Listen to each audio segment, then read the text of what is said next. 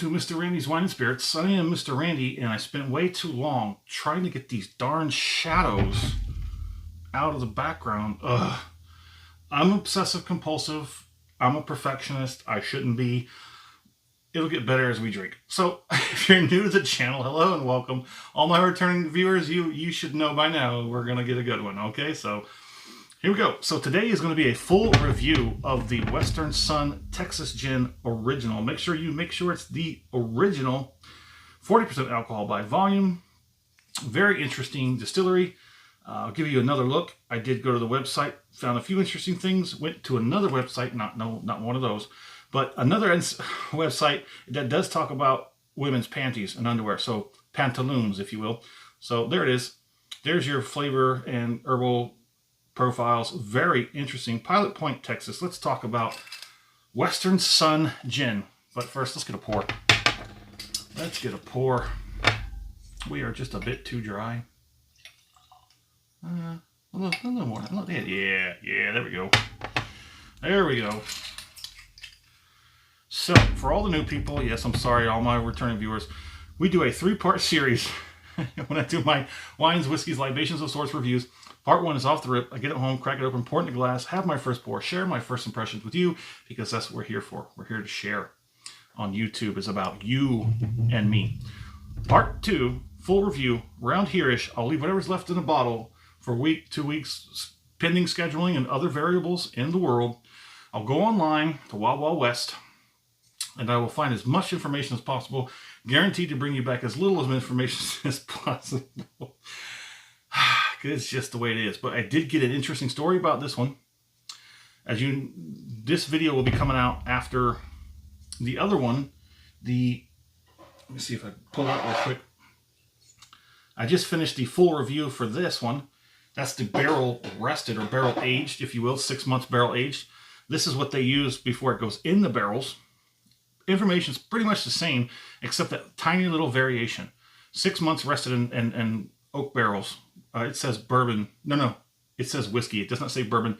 It doesn't state which whiskeys or distillery they get their barrels from. It just says 6 months in the whiskey barrels, the ex-whiskey barrels.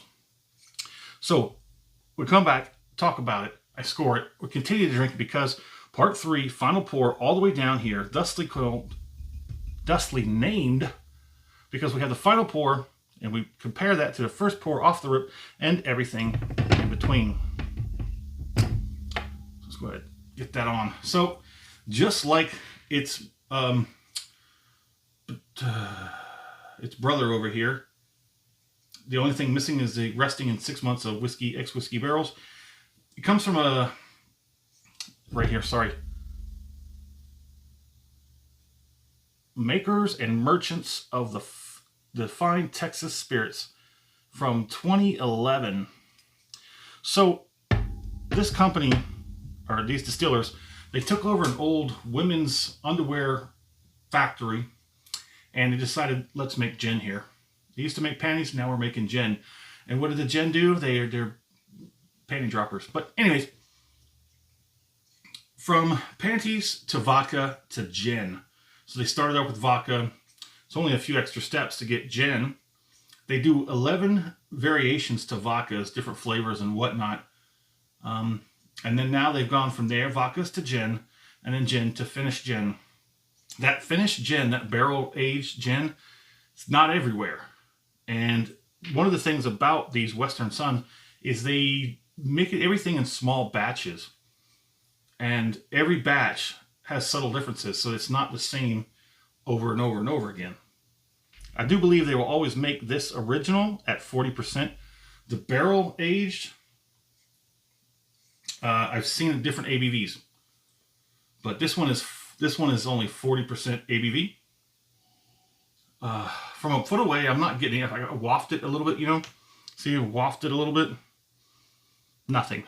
Get real close. Get in. Go in deep. It's lighter than off the rip. The nose is lighter than off the rip. So we said that the barrel select version is like Sprite with some kind of light alcohol in it. I don't think I could really discern what it may be. It may be a gin. It may be this inside of a Sprite. But this nose is definitely, what is it? Orange peel. I'm getting grapefruit. But grapefruit is not too much of a step away from orange peel. It's the cucumber. I think it's the cucumber and the orange peel, the citrusy. These two things are dancing around. And this over here is playing the banjo. Let's go ahead and get that first palating.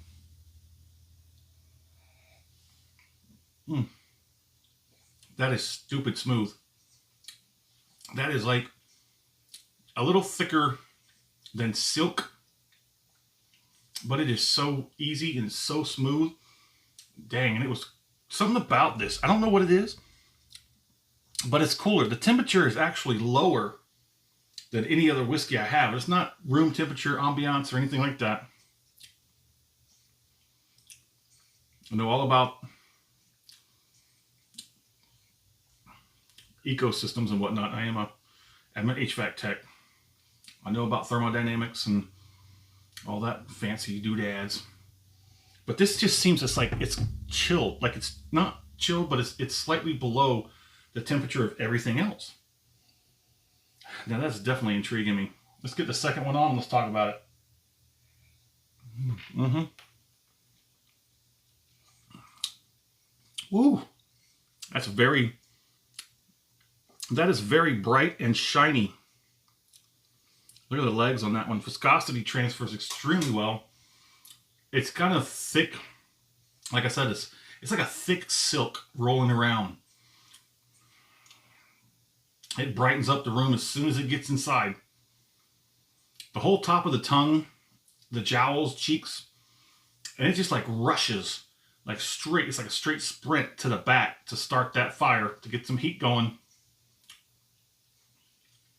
But it's very bright. It's very crisp. It is. My wife likes it too. I hope I'm not going to be turning her into an alcoholic. But I give her a taste of it. Every time I get something new, I give her a little taste. She doesn't drink, but she likes tasting this stuff. And I think that might make it dangerous. If you don't care much for alcohol or effects of alcohol, but you love the taste of some of these cocktails and mixes, you might want to start finding you a sponsor. Let's go ahead and get that next one on, and then we'll move on to the finish.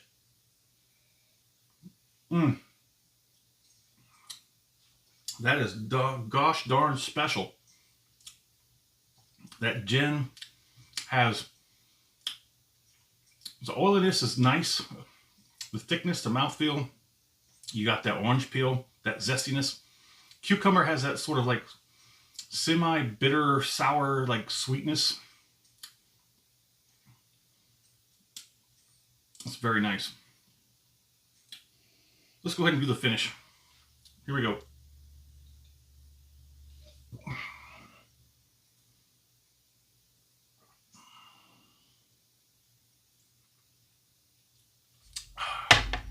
Ooh. Oh, wait. Oh, wait. Hold on a second. The whole room just got extremely bright. And it needs to calm down for a moment. Ooh, doggy. So if you're still here, you're still watching the video at 9 minutes, go ahead and hit that like button. Hit the heart button.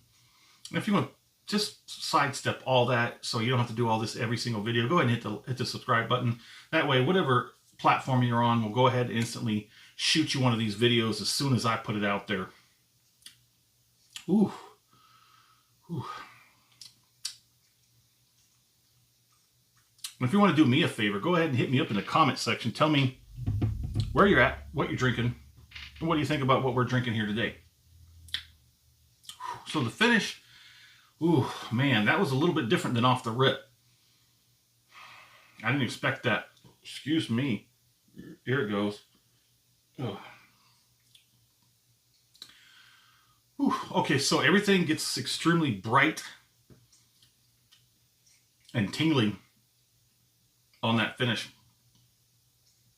It's all pretty much subsided. I get some numbness on the cheeks right now. Not so much on the lips or the gums. The tongue is pretty much nothing right now. It's like wet cardboard. Unfortunately, I think it just kind of washes everything out. That whole brightness just shoots in there, blows everything up, and then runs out. But the cheeks are the only thing right now that are holding some kind of effect. I'm sorry. The back end, there's a little bit of heat. It's like a sub 1. It's dying out, but it's definitely hanging in there. That's about it on the finish. So let's score this, shall we? I'm going to have to factor in some uniqueness. It's very unique. It's got a pretty good story behind it. It's a sub $20 bottle too. This goes well in tonic water, but not so much in ginger ale. I can drink this neat, probably on the second half of the bottle. I will probably be able to drink this neat a little bit more on the bottom third to the bottom quarter. But normally on the top half of the bottle, I'm going to have to put it in some tonic water. So my score, I'm going to give this a, I'm just going to do it, a strong 4 out of 5. It's not quite enough to cross over that 5 into that 5 threshold, but it is what it is. I'm going to give it a strong 4 out of 5. That is a very nice, very unique gin right there. Strong 4 out of 5. My fair price, I think you're not paying enough for this. I say that. Don't go out there and raise your prices. Shopkeepers, don't do it. So normally this bottle, I found it as low as 15, but nowhere near me. Sometimes in other states and whatnot, but then again, remember, other states will charge you no taxes, but they'll put a little bit more on the bottle. So it is what it is. So I've seen it anywhere as low as 15 and as high as 25 to 30-ish range, upper 20s. So I would say you could probably slap a $30 price tag out the door on this one, and I would probably still buy it again. And I guess that answered my final point on there. Would I buy this again? I'd buy this again. I probably would. Well, there it is. Let me know what you think about Western Suns Distilleries and the Texas Gin. Make sure it's the original. And as always, thanks for stopping by here at Mr. Randy's Wine and Spirits. Definitely have a good one.